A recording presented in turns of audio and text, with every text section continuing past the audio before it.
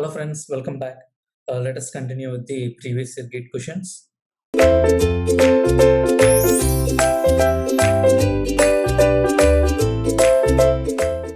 let us read the question first. Seepage is occurring through the porous media as shown in the figure. Find the hydraulic conductivity. K1 value is given, K2 value is given, K3 value is given. So what we have to find out? We have to find out that the seepage discharge through the porous media PQ is. So we have to find out the discharge through the porous media this level. So how can you find out the discharge? So discharge is nothing but a K into I into A. So here, as there is nothing is mentioned, we will take that our water levels are not changing. Right? If you see here, we are having the different layers here in this question. One layer and another layer, and this is also the another layer.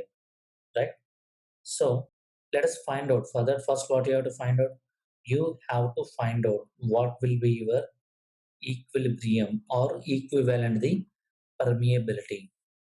As we can see, how the water is flowing. Are they flowing parallel to the planes or they are in the perpendicular to the planes? They are perpendicular to the planes. That's why what we have to use. We have to use Z1 plus Z2 plus Z3 divided by Z1 divided by K1 plus Z2 divided by K2 plus Z3 divided by K3. So this is what the K equivalent. What about the hydraulic gradient I? So the hydraulic gradient I is nothing but what is the change in water level from year to year 15, year to year 10. So that is what nothing but change in water level to the total length. That means 20 plus 30 plus 10. That is what nothing but 60. And as the cross section area is not mentioned, let us find out that you are finding for per meter. And that's it. And if you substitute in this equation, then you will get this value as around 1 by 2 meter cube per day. So this is also a direct question, but as we are having the three different layers, first you have to find out the equilibrium. That's it. Okay, move on to the next. Now let us read this question. Water flows from P to Q. Okay, there is a system here. The water is flowing from layer to the P to the Q, having cross-sectional area of 80 centimeters square as shown in the figure. Okay, fine.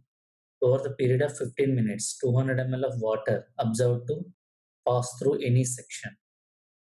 The flow conditions can be assumed to be steady state if the coefficient of permeability of soil 1 is 0.02 mm per second. So we have to find out what is the permeability for layer 2.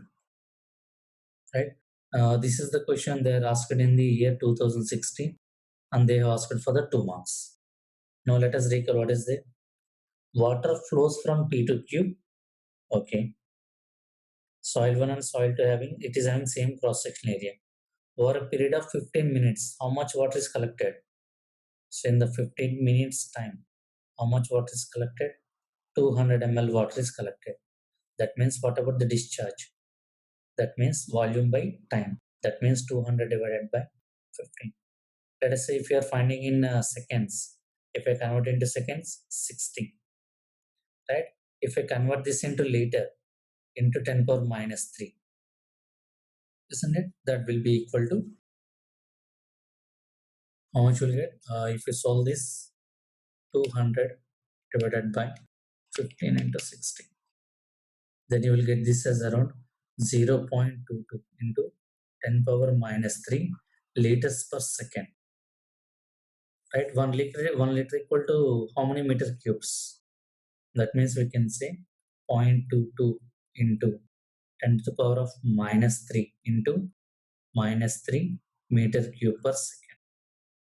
Now here if you see all the values are in mm. So let me convert this into mm cube per second. So how much it will be? The final value 0.22 into 10 power minus 6 meter cube per second. 1 meter equal to 10 power 3 mm. So 10 power 3 whole cube, 10 power 9. So 9 minus 6, 3. That implies you can say 0.22 into 10 cube mm cube per second. So this is what the discharge happening through the soils. Now what they are given? K1 is given. Now which formula I can use? I can say Q equal to K equivalent into I into A. I can use it, isn't it? Now what is the Q value? 0.22 into 10 cube. That will be equal to, let us assume that I don't know K equivalent. What about the hydraulic gradient? What is the difference in water level? 600 minus 300. 300 over a length of 150 plus 150, again 300 into, what about the cross-sectional area?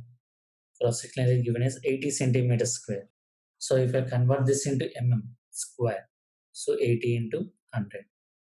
That implies whatever the value of K equivalent.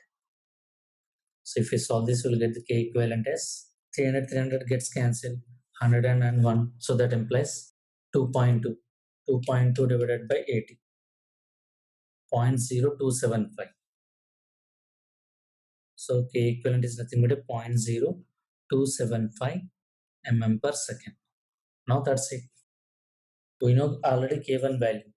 Now how can I find out the K value? As the flow is happening, that is like perpendicular to the planes. So the equation I can use, that is nothing but a Z1 plus Z2 divided by Z1 by K1 plus Z2 by K2. Now I know the equivalent value, that is 0.0275. That will be equal to Z1 and Z2 are same. If you look into the question, how much magnitude? 150 plus 150. 300 divided by 150 divided by K1 we know. What is the K1 value? K1 is nothing but a 0.02 mm per second. 0.02 plus Z2 also same thickness 150, but this is the unknown magnitude. Right? Now if you solve this, you will get your K2 as 0.045 meters per second. So in this question, normally they will give you K1 and K2, and normally they would like to ask you to find the discharge. But in this, they have given you the discharge and they are asking you to find the reversement. Right? From the next video, we'll solve some more problems. Thank you.